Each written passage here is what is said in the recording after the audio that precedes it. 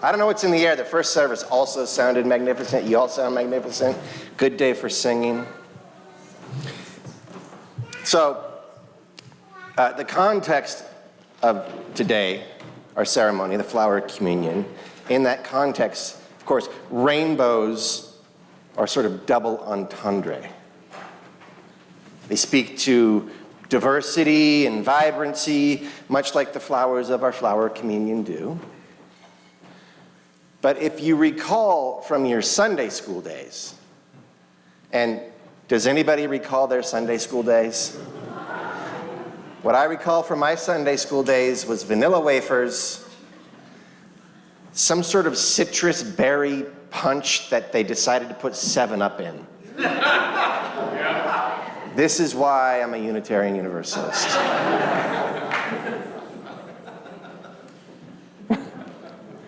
But you might have remembered a lesson rather than a weird culinary choice. The lesson of Noah's Ark, right? At the end of which,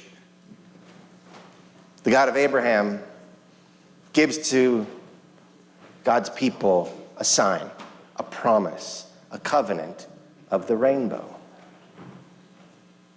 Now, somewhere along the line, many of the traditions that arose from that first promise became traditions based on creed and dogma. And there's not necessarily or inevitably anything wrong with creed or dogma, but it's not our cup of tea. Originally, however, they were people of the covenant. And this is our origin as well for this kind of language. And we have kept the faith. We have kept the faith that covenant is how the world works. We have kept covenant at the center of our tradition. We have no dogma and no creed. And so it is the work of our covenant to bind us as a people. And by stirring our souls, call us into our best versions. Our covenant is our unity. It's the umbrella, the big umbrella, a container in which our diversity may flourish. To make a relevant metaphor, in addition to the umbrella, our covenant, specifically for today, is like a vase in which the great variety of our souls may be held. Covenant is the spectrum in which our colors are revealed. It is our rainbow connection. It is the church in which our freedom is found, our accountability made meaningful, and our lives, loves, fears, and points of view are all embraced. And it is that embrace and all that it holds that we celebrate today with our flower communion. So all of our ceremonies, we do 9 a year, roughly, 1 a month.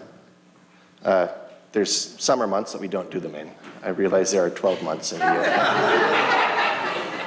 So we do about 9. Sometimes we do a ceremony in the summer too. So it's about once a month, and all of them are performative and embodied. All of them, hopefully, are saturated with meaning, but they use different tools to get the job done.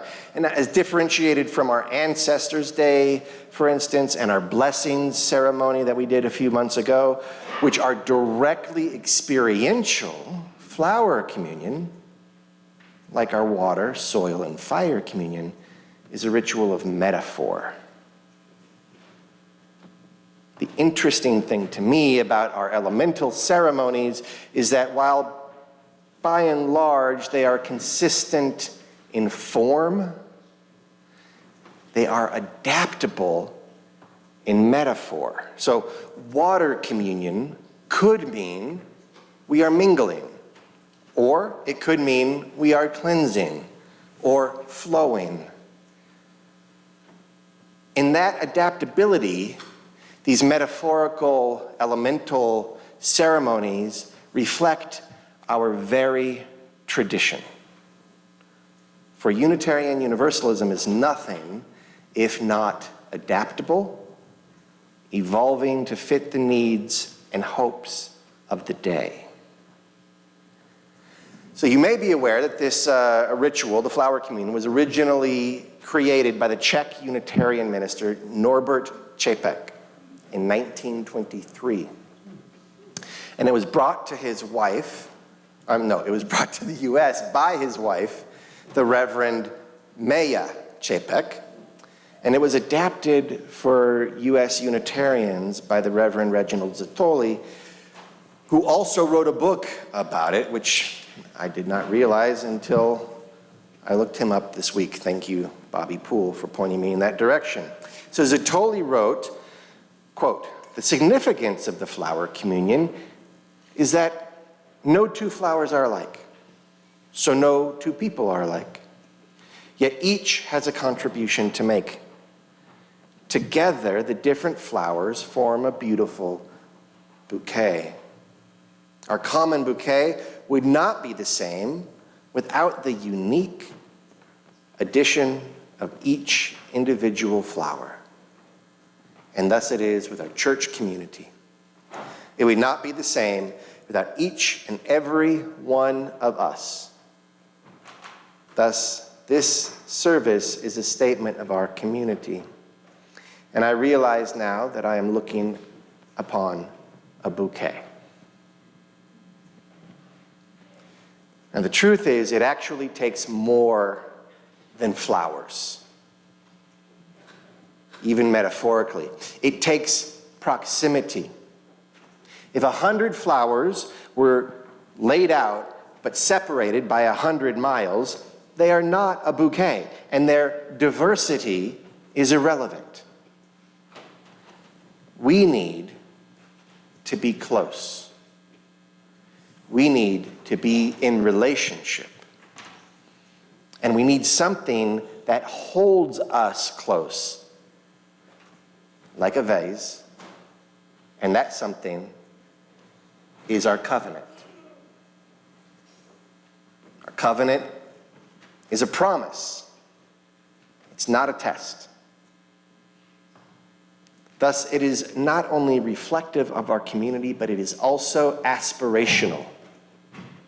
And by the way, it is far more important to me, covenant is, than the category of membership. I'm more interested in whether or not you are in or aspiring to be in covenant than whether you are a member.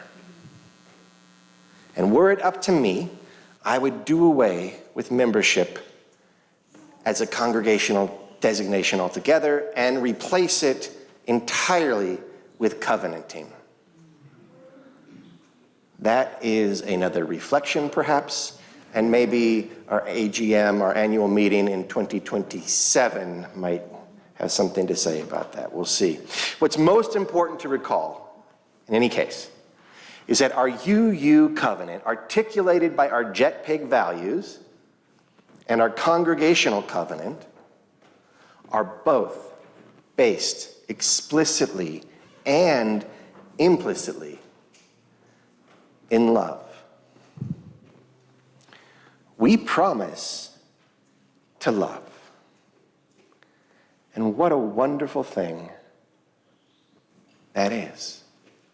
And we've already seen it and experienced it here this morning with our laying on of hands and love that we held these participants in. And even when you sing, I can hear the love in your voice.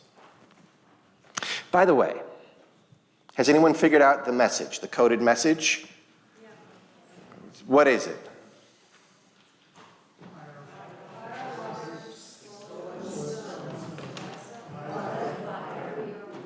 All right, the last lines from our covenant song, which is slightly different than our covenant, since we read the covenant earlier today. And the song is slightly different, but it points to our covenant, right? Thanks, I hope. Was there a Y in there?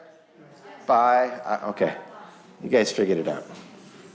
So next week, by the way, you will have the opportunity to formally adopt, adapt, or reject our acting covenant, which we've been using for the past year as a sort of beta test. This week, we celebrate covenant as a value and love as its practice. In fact, our ceremony today is a practice of love. We will engage in practicing love. And in that practice, I encourage you to heed the lessons of the blossoms, for while they unfurl in a multitude of hues and give their color to the world, it is by being receptive that they create. They inspire by their color and scent, but it is in their welcome that they reproduce. It is their generosity and gentle receptivity that allures and allows the birds and the bees to paint the world and bring forth fruit. May they teach us in their receptivity, generosity, gentleness, and cooperation. In a moment, our children will give to you the gift that you brought, but in a new form, a different flower. And when you get that flower, I'd like you to see if there is something specific about it that connects with or offers an affirmation or reminder of how you hope the spirit of this congregation engages you or the world.